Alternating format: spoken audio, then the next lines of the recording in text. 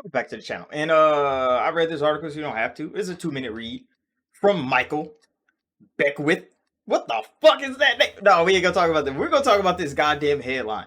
People with Xbox Game Pass don't play more games. I read that headline and I'm like, okay, another fucking Game Pass hit piece. Yep, it's exactly what it is. He talks shit about Game Pass the whole fucking article, and then I'm trying to find the source of where he get this shit from, and it's an audio file from a podcast from some Australian people talking about industry trends. And I go listen to it. It's an hour long. I go listen to this audio file of this podcast, and it doesn't say that people with Game Pass don't play more games. It doesn't say that.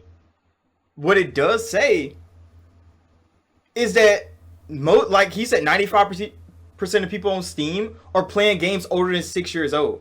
So like all the new stuff coming out, there's not a big portion of players playing new things. And he discounted all the yearly releases. Like games that reoccur. 2K, Madden, Call of Duty. He cut all of them bitches out because those things are going to be reoccurring every year. So he don't count those as new things. And he found out that only like 5% of people are playing new things. And then he says on console it's the same way. Then he said with Microsoft, with Game Pass, you can play Madden and Call of Duty and all that in Game Pass.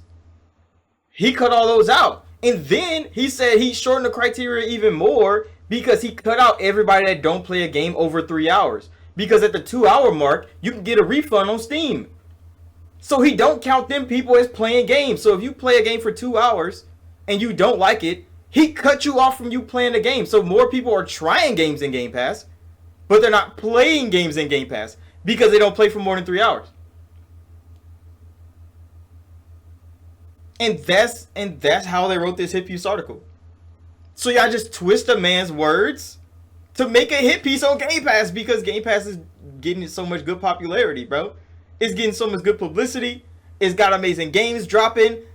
Outer Worlds 2 is dropping this fucking month. Gears is dropping this month. We getting so Game Pass is getting better and better.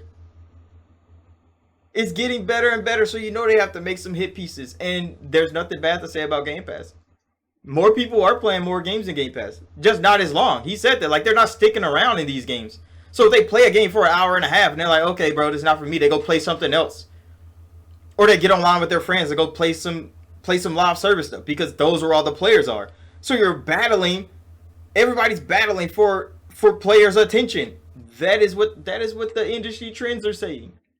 Not that Game Pass niggas not playing more games, because everybody's playing more games. It's just like if you put an hour into a game, you get cut from his data. You put 2 hours in the game, you get cut from his data. You have to play more than it. So everybody that's trying out games got cut. So everybody that actually plays more games got cut out the data. Why? Because they're not playing it that long. Because the time criteria is crazy. That's probably why a lot of people on Steam got caught. 95% of people. That means you cut out a lot of motherfuckers that play games for 2 hours and realize they don't fucking like it and they get a fucking refund from Steam. So the data is so skewed. Why would you even report on that shit? And where the hell did you even find him say that shit? I don't know, bro. It was some random ass website that I found and they had the audio thing on there. So I listened to it. And I listened to the whole thing. And I'm like, how did y'all make a Game Pass hit piece out of that data? The data's so skewed. It's so skewed, it's crazy. It's so skewed, it's crazy. Because then he mentions that like, oh, demos need to be a thing because more players are trying more games. So you know more people are playing more games on Steam and on Xbox. But since Xbox has Game Pass, Steam has a great refund policy. Those players are not getting cheated out of games that they don't have to buy the game to figure out they don't fucking like it. So he's like, oh, more developers need to start investing in demos again because more players do want to try your content. That is where he went. That was the segue he went to in the fucking audio file. And they didn't mention that in this article at all. Why? Because they wanted to make a Game Pass hit piece, bro. And it's so sad that Michael Beckwith went that low, with the stoop that low just to talk shit about Game Pass. And I'm like, go play some games, buddy. Go play some games. I'm about to go play some games. I quit motherfucking Rogue Trader. I'm going back.